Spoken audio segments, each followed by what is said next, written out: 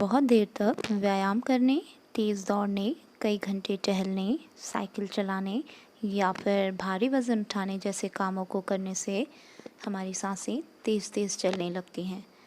हम हाँफने लगते हैं। ऐसा क्यों होता है?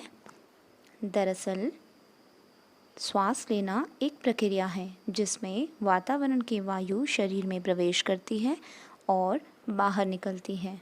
ज़रा सोचें, यदि यह प्रक्रिया कुछ देर के लिए रुक जाए, जैसे अक्सर भीड़-भाड़ वाले इलाके में या सड़क पर लगे जाम में जब हम फंस जाते हैं तो हमें बहुत उलझन होने लगती है। हम जल्दी से जल्दी वहाँ से निकलने का प्रयास करते हैं या मुंह पर कपड़ा बांध लेते हैं या कुछ समय के लिए अपनी सांसें रोकने की कोशिश करते हैं, किंतु ऐसा हम ज़्यादा समय तक नहीं कर पाते क्योंकि हमारे शरीर को निरंतर वायु की आवश्यकता होती है जो सांस द्वारा शरीर में प्रवेश करती है और बाहर निकलती है।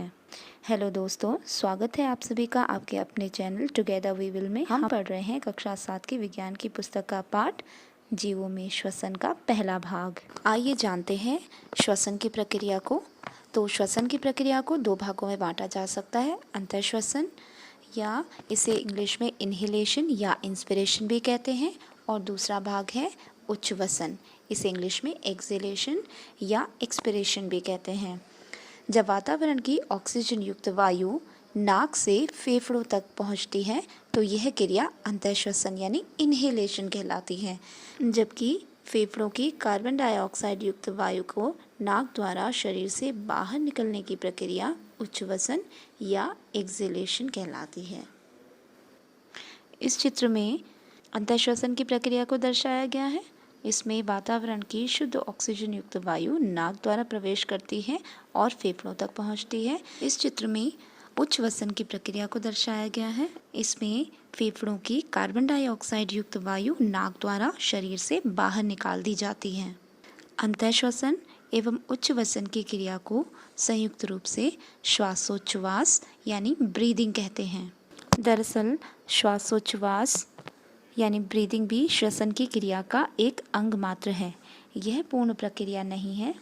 वास्तव में अंतःश्वसन द्वारा ली गई ऑक्सीजन रक्त के माध्यम से प्रत्येक जीवित कोशिका में पहुंचकर उसमें उपस्थित भोज्य पदार्थों को विखंडित करती है। इसके परिणाम स्वरूप ऊर्जा बनने के साथ साथ कार्बन डाइऑक्साइड बनती है जो निःश्वसन की प्रक्रिया में शरीर द्वारा बाहर निष्कासित कर दी जाती है। यह संपूर्ण प्रक्रिया श्वसन कहलाती है। आइए अब कुछ तथ्य जान लेते हैं।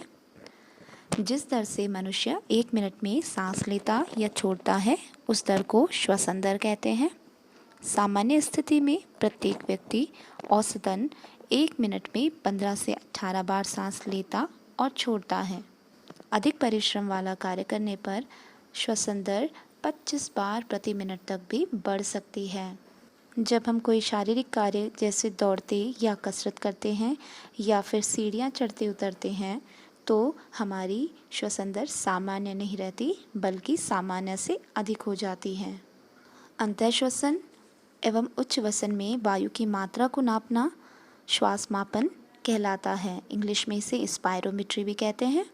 श्वास को श्वास मापी यंत्र यानी स्पायरोमीटर द्वारा मापा जाता है। अब ज़रा सोचें, अंतःश्वसन में ली जाने वाली ऑक्सीजन कहाँ से आती है? याद कीजिए, प्रकाश संश्लेषण की क्रिया में क्या होता है? प्रकाश संश्लेषण की क्रिया के फलस्वरूप ऑक्सीजन गैस मुक्त होती है। यही ऑक्सीजन हम श्वसन में लेते हैं और कार्बन डाइऑक्साइड गैस मुक्त करते हैं, जिसका उपयोग पौधे भोजन बनाने की प्रक्रिया में करते हैं।